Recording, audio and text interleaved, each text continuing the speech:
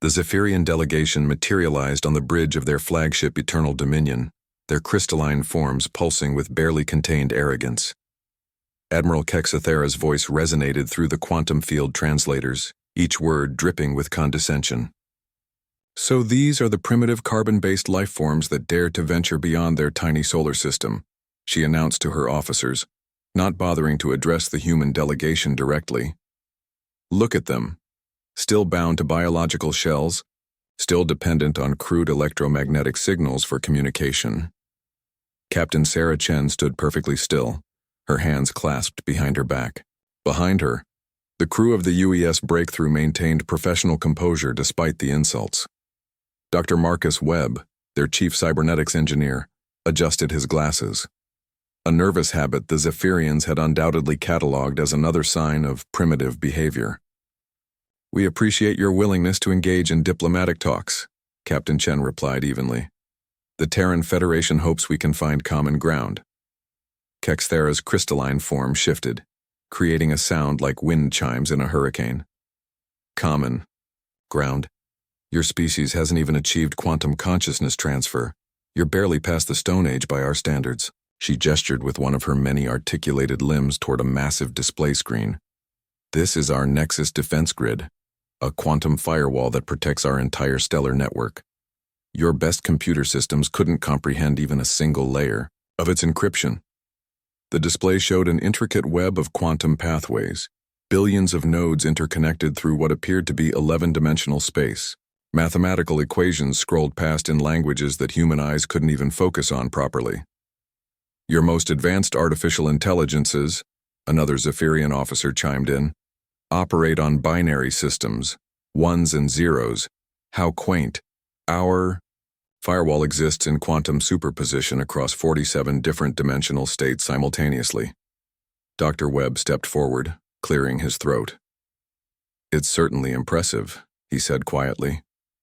Though I notice your quantum encryption follows what appears to be a modified Heisenberg-Bell framework. The Zephyrians fell silent. Kexthera's form darkened. You recognize the theoretical framework? Curious. Though understanding the theory and applying it are entirely different matters, this firewall has protected our civilization for over 10,000 of your years. No external system has ever breached even its outermost layer. Captain Chen nodded thoughtfully. Dr. Webb, would you care to take a closer look? Webb approached the display, pulling out what looked like an ancient tablet. Computer. The Zephyrians watched with the kind of attention one might give to a child playing with blocks. You see, Webb said conversationally as his fingers moved across the tablet's surface. Humans have this interesting quirk.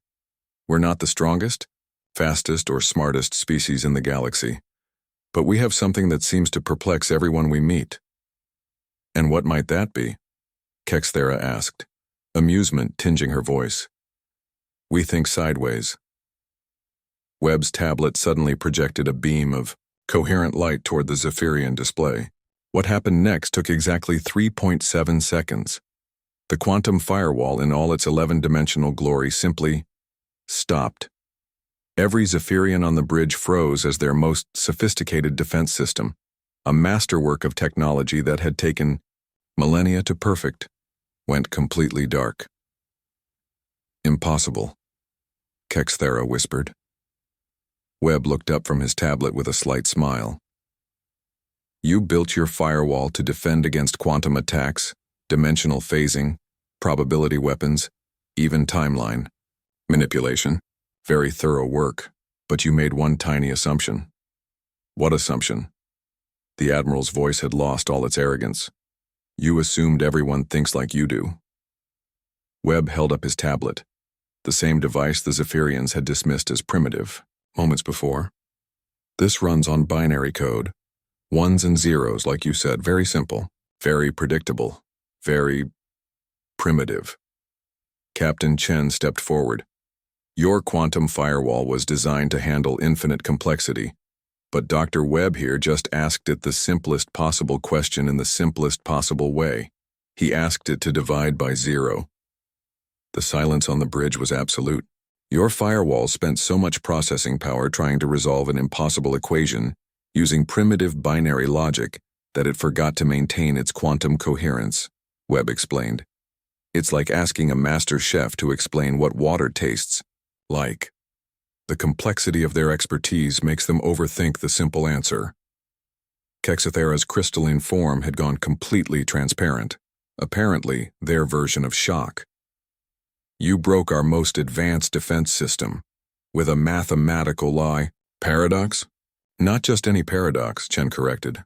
A primitive paradox, the kind only a species that still uses ones and zeros would think to try.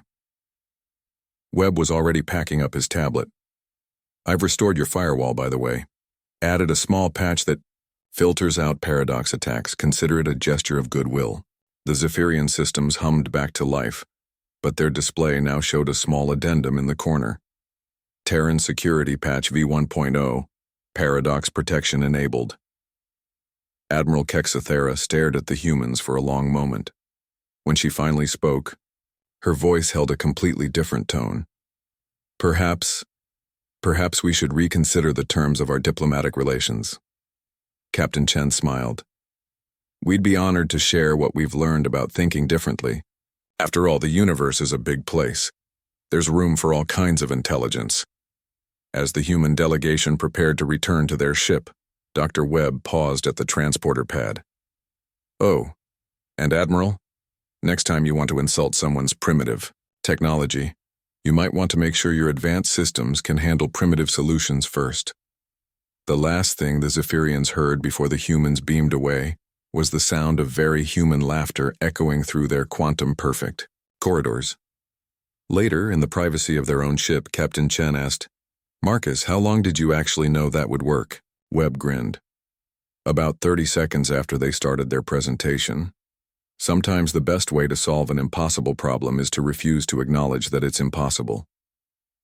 And somewhere in the quantum depths of Zephyrian space, their defense systems hummed quietly, now protected by the primitive wisdom of a species that had never learned that some problems were too complex to solve.